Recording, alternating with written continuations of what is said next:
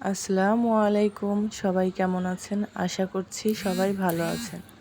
এই গরমে ঠান্ডা ঠান্ডা ডাবের পুডিং আপনারাও বানিয়ে নিতে পারেন। খেতে অসম্ভব মজা লাগে।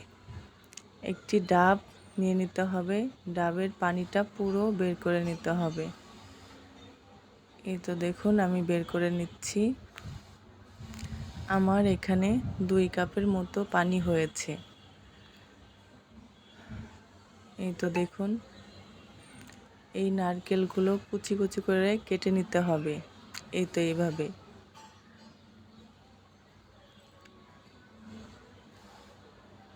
এখন পানিটা পুরো ছেঁকে নিতে হবে যেন কোনো ময়লা না থাকে। এই তো আমার ছেঁকা হয়ে গিয়েছে। এখন ডাবের পানির মধ্যে 2 টেবিল চামচ আগার আগার পাউডার দিয়ে দিতে হবে। স্বাদ মতো চিনি দিয়ে দিতে হবে। আমি হাফ কাপ দিয়েছি। এবার ভালোভাবে মিশিয়ে নিতে হবে। আগার আগার পাউডারটা মিশতে একটু সময় লাগে। এই তো আমার মিশানো হয়ে গিয়েছে। এখন চুলায় দিয়ে দেব। এই তো নাড়তে থাকতে হবে যেন দলা পাকিয়ে না যায়। বেশিক্ষণ জাল দেওয়া লাগবে না, খুব তাড়াতাড়ি হয়ে যাবে। এখন একটা কেকের বাটি নিতে হবে।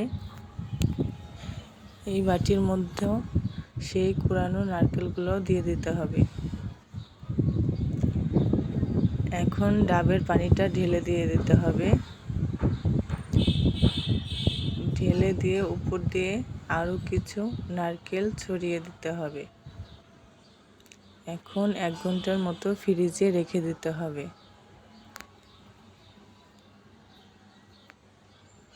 এখন ফ্রিজ থেকে বের করে নামিয়ে পরিবেশন করতে হবে।